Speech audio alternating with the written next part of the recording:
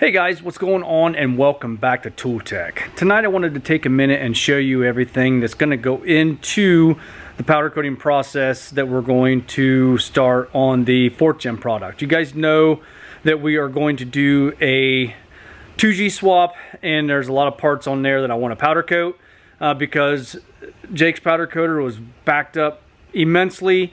I didn't want to wait that long. I thought I've saw it done several times.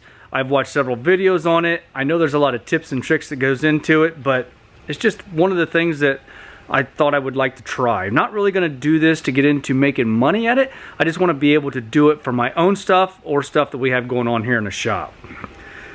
So I've got several things laid out here on the table, and then you can see right there we did go to Troy, Ohio, and pick up an oven, and I wired it in tonight, and I got everything set up.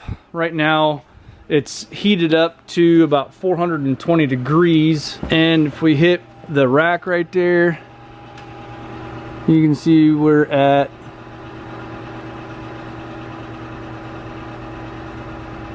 about 415-ish on the rack. So the oven's working pretty good. It's got a light in it, makes it pretty nice. It has everything right here, timer, as far as baking your powder coat. We'll go into that more when we actually start to do some powder coating. But what this is, we're gonna go ahead and shut this off. So now that we know it works, this was a built-in that had a microwave on top of it, and the microwave went bad, so they took everything out and bought all new. Well, it actually works pretty darn perfect setting up high like that. You can fit probably about a 15 to a 17-inch wheel in there if you so choose. You know, if you put one of the, it's got two other racks I've got setting up here on top. If you guys wanted to, you could, you know, put it on the bottom rack right there and actually powder coat one wheel at a time if you so choose. I've just got everything kind of temporarily wired in. I left all my slack right there. Just because I don't know if this is where this is going to live yet. So for the time being, it's going to be right here. I built some a stand for it just out of some lumber that we had laying around, and some OSB that we had left from where we started putting up on the shop floor, on the shop walls. So yeah, that's the oven that we're going to use, and I was able to get that for $40 off of Marketplace, which to me is a pretty good deal to be able to start baking your powder coat. I've got my scaffolding sitting here. This is a 6-foot scaffolding. I think I'm going to try and use this as a makeshift spray booth for right now. What I would like to do is run a board across from rung to rung, set my fan on there, maybe wrap this in plastic on 3 sides, that side, the back side, and that side.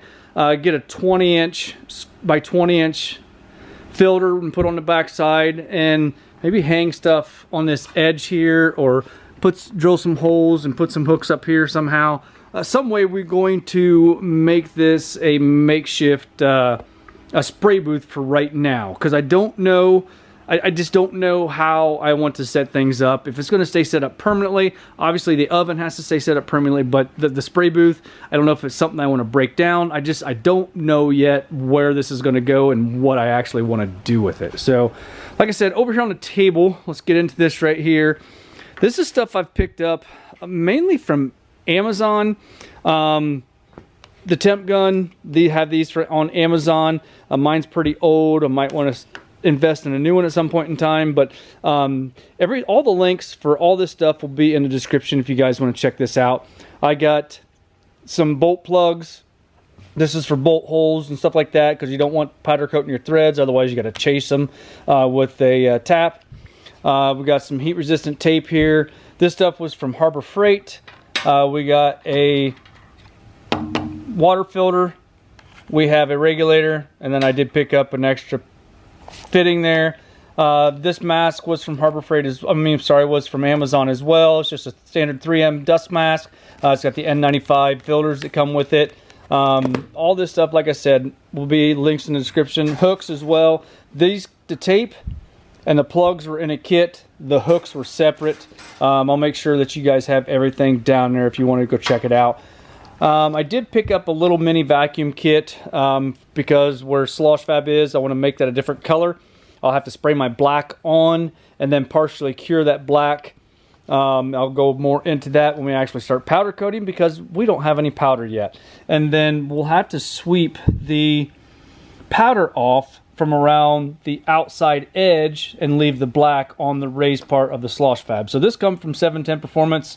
They're on all social media platforms. You guys want to check them out. I'll put a link down in the description for them. You can pick this up. This come in right about $85. Shipped to the door. I believe it was $85 shipped to the door. But anyway, this is all 3D printed. They make this stuff in-house. This will just hook to a standard 1.5" shop vac. And then you get your rubber hose that goes on one end here, and then this goes on the other end of your rubber hose. And then you got all of your, basically these are just some surgical or syringe fittings that they put in there with it.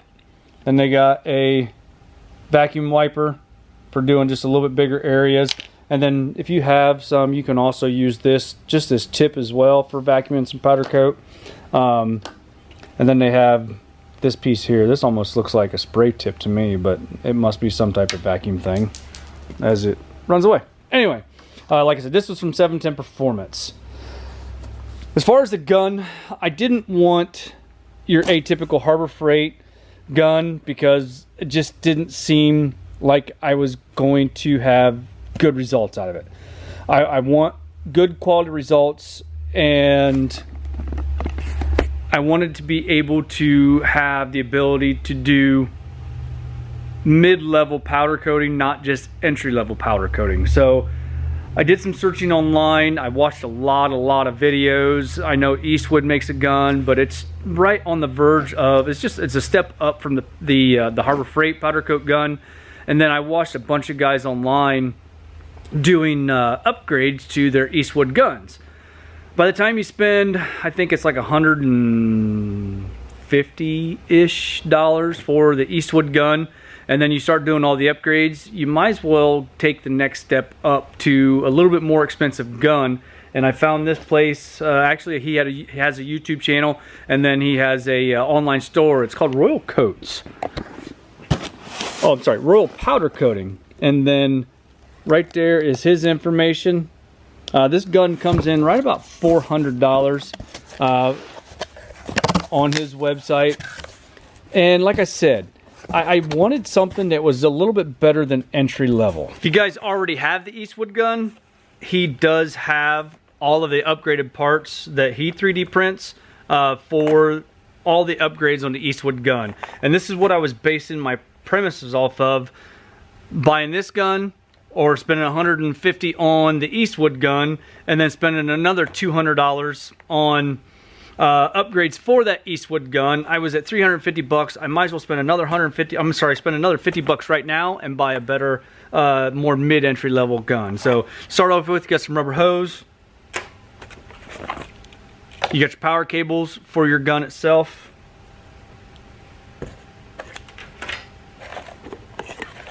You got your powder cup. You got some extra conical tips in there. Then you got a ground clamp in there. Both ends come off for easy cleanup. And there's a little puck in the bottom of this. That's to help fluidize your powder just a little bit better. You got your top for the gun. And then your air hose goes right in this fitting right here. You got your box power supply. Right here's your gun. You got different tips that come off. Just pull your conical tips off just like that. And then he has different tips available for this as well. He's got a fan tip coming.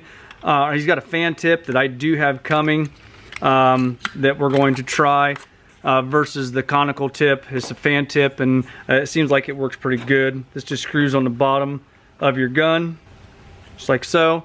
And then he's got a little storage station too, so when you're not using or you're in between, something like that, you can just put it right in there for storage. And then here's the brains of the operation right here. You got your air line goes in here. You got your power from your supply from your gun, got your on-off switch, your adjustment for your voltage. I can't remember exactly what that's called because I've never done it before. You got your ground clamp on the back side, you got your air inlet, and then there was your power supply. Alright, so far with what you see on the table, we're in it for right around 600 bucks. Now that doesn't include, because I'm still building my shop, that doesn't include the electrical work that I had to do to be able to wire in the oven. So for 600 bucks, and I do have a sponsorship through Prismatic Powders. They are sending me my powder, so I did not have anything invested in that. We're going to be able to do our own powder coating on this project. Any powder coating I want to do in the future, I will have to buy powder for, but I'm already going to have everything here. There is some consumables that you will possibly have to purchase in the future that you're going to run out of, like the tape, the heat tape, the plugs. Obviously this is a one-time use. I'm going to need this to tape up some of my compressor housing parts on that, and then these rubber plugs for your bolt holes aren't going to last forever. These filters are disposable. Most of the time they're like a one-time use. I wouldn't use them more than probably 3 times at the most. Depends on the moisture content of your air in your compressor. Right now I don't have anything hooked up. I'm just straight out of my compressor as of now. I don't have any water trap or filtration at all. So we are going to use this for the time being. We may stack a couple of them up just to make sure we got good, clean, dry air. So yeah, and as far as ground, I don't think we're going to be using this ground because I do have the luxury of having an earth ground right here. So I'll be able to use earth ground over to my parts versus using the ground out of the back of the machine itself. So I do have that luxury there because you got positively charged powder coming out, and then you have a earth ground negative, and then that's what makes your powder stick to your parts. So like I said, I did go a little bit above and beyond with my gun, just because I wanted more than just a cheap entry-level gun. The rest of the stuff is pretty much consumable based that you're gonna have to buy multiple times. And anyway, that just gives you an idea on what it's taking me to get into doing this powder coating for myself, and possibly for close friends, relatives, what have you, just as long as it fits in the oven right there. So anyway, like I said, just a quick video on what you need to start powder coating. I'm no professional. I've never done it, but I'm sure Seth's going to give it my best. So in the meantime, if you guys don't mind, yeah, that's pretty much all I have. So hit that like button, give me a thumbs up, subscribe if you have not already done so, and we'll see you guys in the next one.